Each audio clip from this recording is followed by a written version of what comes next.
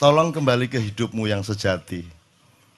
Kemanapun kau pergi, kamu harus selalu memiliki kesadaran untuk berpijak kepada yang sejati. Yang sejati itu gampang.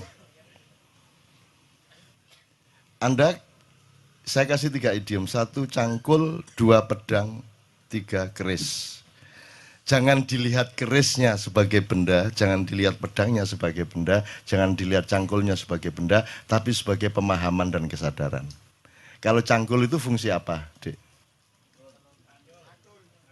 Ya masuk pacul kayak motong rambut ya. Maksud saya dia berfungsi apa? Berfungsi ekonomi. Makanya menteri pun kalau pergi ke kantor dia bilang sama tenaga, sebentar aku mau nyangkul, kan gitu. Jadi cangkul sebagai pemahaman mengenai fungsi ekonomi. 1 ekonomi. Dan ini kan yang terutama di Indonesia kan, kenapa orang Indonesia tidak ada yang hebat beneran kecuali yang jenius dari Allah langsung. Karena orang Indonesia itu bisa apa saja, ya bisa apa saja tapi cita-citanya salah. Kalau orang barat lumayan, bisanya cuma 1 hal.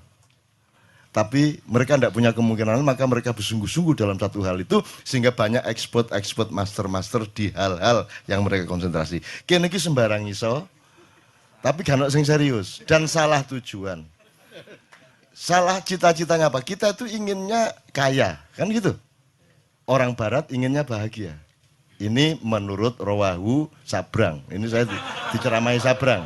Saya diceramai Sabrang tadi malam. Jadi anak saya adalah guru saya dan itu nyata. Kan dulu saya bikin struktur ini, Ustaz. Jadi kenapa Islam, Sabrang juga nih yang ngomong, kenapa Islam pada abad 8 tidak bisa populer, tidak diterima? Karena yang membawa adalah pedagang. Nah, pedagang itu kastanya paling rendah. Gitu kan. Tapi ketika Islam yang membawa adalah para syekh, para ulama, para maulana, Maulana Magdum Ibrahim dan seterusnya sampai Sunan Giri, sampai Sunan Kalijogo. Semua orang pada masuk Islam karena mereka percaya kepada begawan, mereka percaya kepada panembahan, mereka percaya kepada keris dalam tanda petik ya, nanti tolong diingetin untuk kembali ke keris.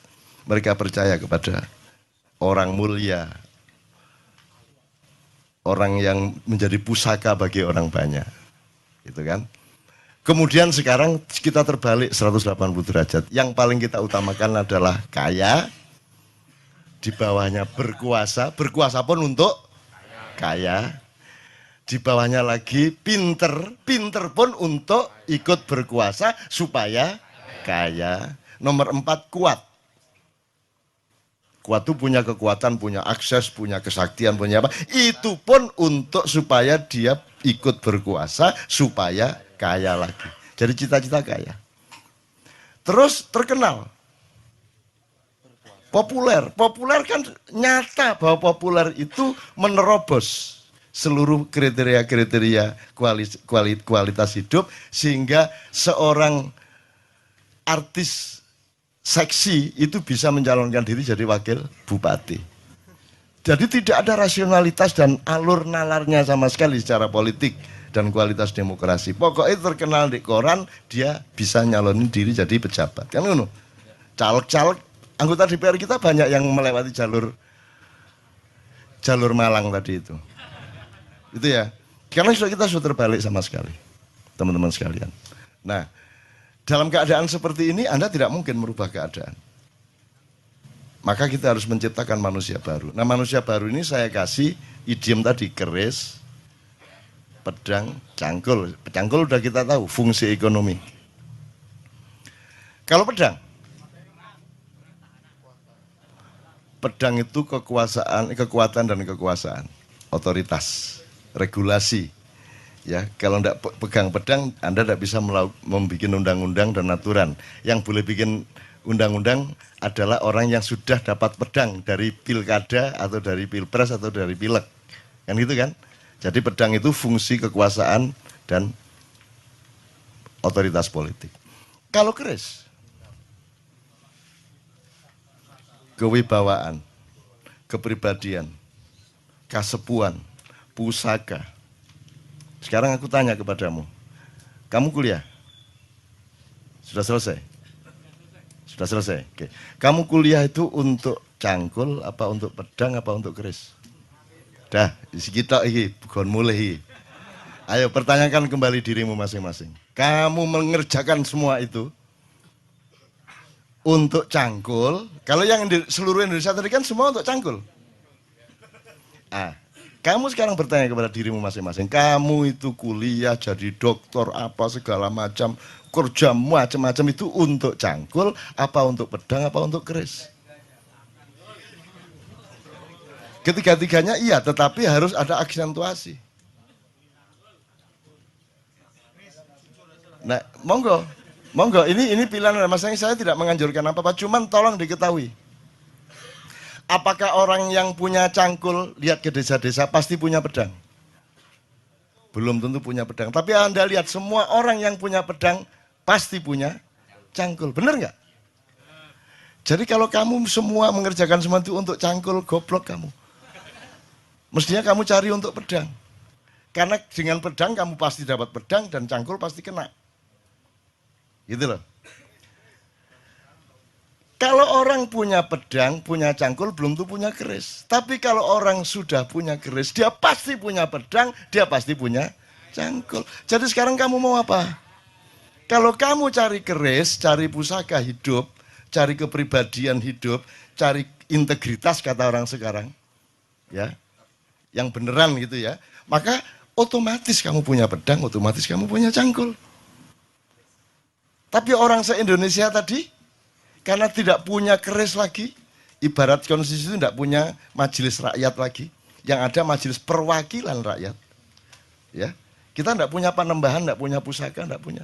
Karena orang sudah tidak mengerti keris. Itu ibarat sholat, cangkulnya sholat itu ya jungkar-jungkir itu. Ya tak? Pedangnya sholat adalah kebenaran syariat dan ucapan-ucapan di dalam sholat. Masuk ngene kan kudu Allahu Akbar. Masuk ngene kan aduh ya apa rek kabar rek. Sembuh. Dobol. Ini masuk sembahyang kayak ngono. Berarti pedangmu batal gitu kan? Nah, tetapi meskipun kamu sudah mencangkul dalam sholatmu, sudah pakai pedang dalam sholatmu, yang menjadikan sholatmu sah itu tidak ada dalam syariat, yaitu khusyuk. Betul enggak? Yang menjadikanmu selamat benar dalam kehidupan dan di depan Allah itu adalah kekhusyukan. Sebab kekhusyukan itu syaratnya adalah Anda fokus sama Allah, Anda ingat benar kepada Allah, Anda betul-betul berhadapan dengan Allah. Sekarang kamu coba bayangin kamu yang jadi Allah. Kamu bayangin ya, kamu jadi Allah terus ada anak orang-orang sholat. Semuanya benar, Allahu Akbar harus benar. Tapi hatinya enggak ke Allah. Kamu terima enggak itu sholatnya? Saya enggak mengatakan Allah enggak menerima loh ya. Saya enggak bilang Allah enggak menerima, terserah-serah dia. Cuman kamu bayangkan upamanya kamu itu Allah, terus ono sembayang ngenangin gatel kon niku mari ngene kon nyolong kan gitu ya. Diterima enggak kalau enggak khusyuk? Kamu enggak nerima kan? Kamu jangan berdebat, tapi ini Allah pasti enggak bisa kamu. Enggak ada orang bisa memastikan Allah nerima enggak nerima. Enggak usah berdebat ini doanya sampai apa tidak. Lo doa sing sampai sing endi? Enggak ono, enggak usah diperdebatkan, bodoh gak ruwe kok. Jangan berdebat mengenai doa sampai atau tidak, jangan berdebat mengenai Allah menerima atau tidak, jangan berdebat mengenai masuk surga atau masuk neraka. Kon niku besane Gusti Allah kaya apa? Kapan besanane resepsine di gedung apa kon? Bagaimana kamu bisa menentukan seseorang pasti masuk surga atau pasti masuk neraka, seseorang pasti diterima Allah atau tidak? Bahwa kita yakin, iya. Itulah yang namanya puncak iman. Tetapi kalau kamu disuruh menyatakan bahwa kamu diterima Allah, kamu tidak berani tanda tangan. Itu cuma keyakinan saya kok. Dan keyakinan kan tidak bisa diapa-apain. Dan itu juga tetap tidak bisa Anda bawa keluar, itu hanya ada di dalam dirimu. Jadi misalnya sekarang gini, Hendra, siapa Allahmu? Siapa Tuhanmu? Allah. Siapa Nabimu? Muhammad. Ya, kalau teman-teman agama lain punya struktur sendiri gitu ya. Siapa presidenmu?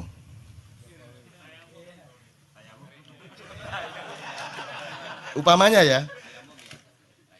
Jadi gini teman sekalian, kalau Allah kamu dapat resiko besar dan tidak mungkin tidak kamu akui. Nabi Muhammad juga begitu. Karena ada alasan rasional, bukan soal korps, bukan soal golongan. Ada asbabun nuzulnya, ada mantiknya, ada semuanya. Tapi kalau selain yang dua itu boleh enggak kamu enggak mengakui? Saiki ditegesno ndak awakmu iku. Jadi kamu sekarang ngakuin enggak yang selain dua tadi itu? Boleh enggak sekarang kamu enggak ngakui? Nah, ya sudah enak toh. Kan boleh kamu enggak mengakui. Jadi dulu enggak usah terlalu pusing juga. Gak tak akoni kan. Ngono itu repot. Ketok di TV ya gak tak akoni dapurmu kan gitu kan. Kan gitu kan. Kalau dia pas lewat kita kepergok, ya saya nggak akan memperlakukan dia sebagai presiden. Kan begitu. Ya aku liwat sakarepku. Masih ono tuet aku liwat sakarepku kata lapo kon. Aku urip dikai Gusti Allah kok. Mosok ngabekti karo sing wong kabeh ono pantes-pantese kan. Kabeh iki nek gak apik ya pinter, nek gak pinter ya pantes ngono lho. Iki gak kabeh iki opo iki?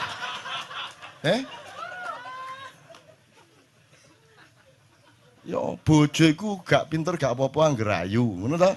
Gak ayu gak apa-apa angger ngabekti kan. Iki gak kabeh. Ya apa pinter gak ngabekti gak ayu gak. Ya apa? Maka bal huwa yakut. Nah, sekarang teman-teman sekalian, kalau ada mutiara di luar dirimu, kamu harus bersyukur kepada Allah.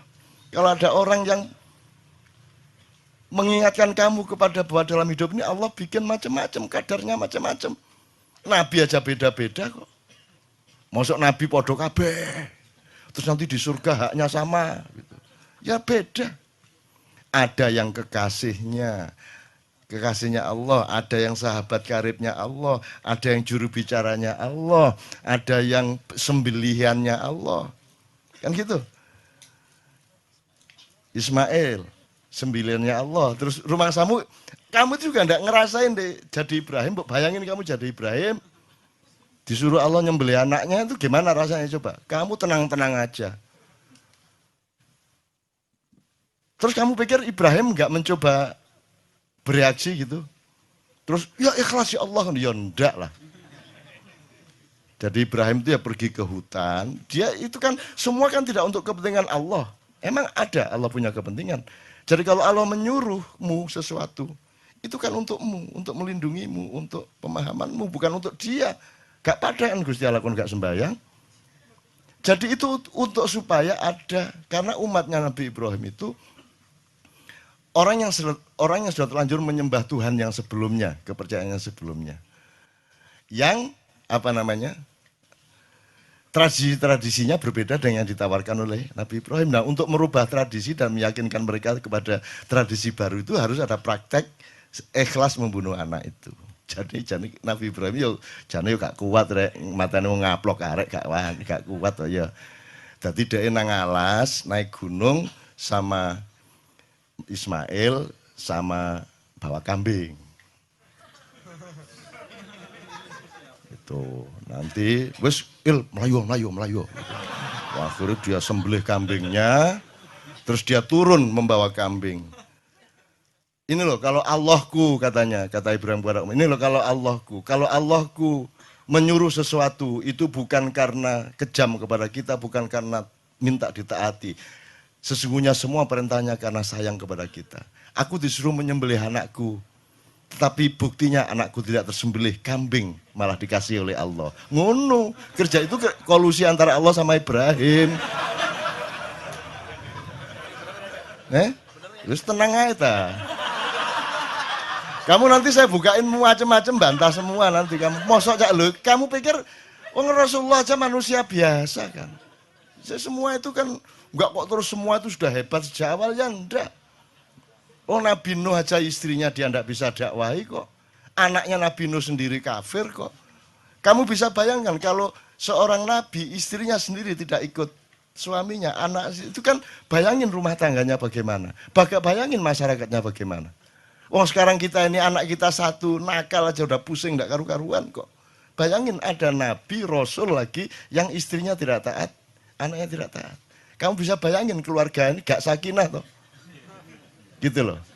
Jadi kamu juga jangan terlalu pusing karena Allah itu sudah kasih jurisprudensi apa saja ada. Kalau kamu mengalami kesulitan apa-apa tinggal cari jurisprudensinya apa. Wah ini cocok iki Nabi Yunus iki aku iki, Nabi Yunus iki cocok. Kalau kamu mengacu kepada contoh-contoh kejadian yang sudah Allah paparkan, kalau kamu menemukan itu selesai. Kamu akan mentertawakan dirimu ngene kok galau, gak masalah. Gitu. Ini banyak kalau saya buka Anda bingung nanti. Banyak. Rasulullah, misalnya Rasulullah pernah mengganjal perutnya dengan batu supaya tidak lapar. Orang tidak mikir, ya Aisyah ganjal batu tagak. Karena tidak pernah mikir. Mbok mestinya dilihat, lah, kan mestinya serumah dong, ganjal batu semua. Lah, kamu nggak punya fakta bahwa Aisyah. Jangan-jangan beliau lapar itu karena Aisyah lupa nawari makan. Loh, salah satu kemungkinannya loh ya. Ya. Mungkin Aisyah pas kurang care. Lah Rasulullah kan mau bilang, Aisyah saya belum makan, enggak berani dia. Kan Rasulullah lembut sama istrinya, dia sangat hati-hati menjaga perasaan istrinya. Akhirnya mergo bojone gak nawan-nawani mangan, ya wis tak ganjel watu ngono kan. Bingung kan tak ceritane akeh. Wes banyak bahan ngene-ngene iki rek. Iki tak buka didik ngono tok ya. Kan gak nemen-nemen bingungmu lho ya. Ya teman-teman sekalian ya mohon maaf nih Ustadz kalau anak agak yang enggak dikit-dikit gitu. Ini bukan tujuannya bukan mau mengkritik Muhammad, mengkritik Ibrahim dan seterusnya. Tujuannya supaya Anda mengetahui betapa banyak paradoks dalam hidup yang Allah sengaja menciptakan dalam hidupmu. Sehingga kamu jangan kaget sama paradoks itu. Tapi kalau kamu berdialektika dengan cara berpikir ma'iyah yang siklikal, yang spiral, yang penuh tikungan, penuh lipatan, dan Anda terbiasa dengan itu, maka seluruh yang kamu alami itu nanti akan bisa dieliminir menjadi berkah, menjadi rasa syukur, akan semua menjadi baik bagi hidupmu, gitu loh maksud saya.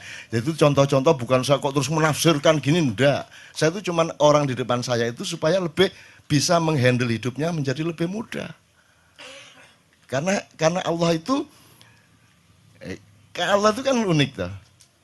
Inna ma'al usri yusra gitu kan. Nek arek Malang kan ini langge sampean niku lho. Kan bersamaan dengan kesulitan sudah aku sediakan kemudahan. Langge sampean kok repot-repot, mbok wis langsung kemudahan apa sih? Ana sing nakal ngono ya apa? Semua orang di Indonesia kalau pidato syukur kepada Allah yang telah memberi kesehatan kita hari ini dan tidak lupa kepada junjungan Nabi besar Muhammad SAW yang telah membawa kita dari kegelapan menuju cahaya. Itu sono sing nakal. Gusti Allah ya repot-repot ya. Mbok wis langsung cahaya opo sih?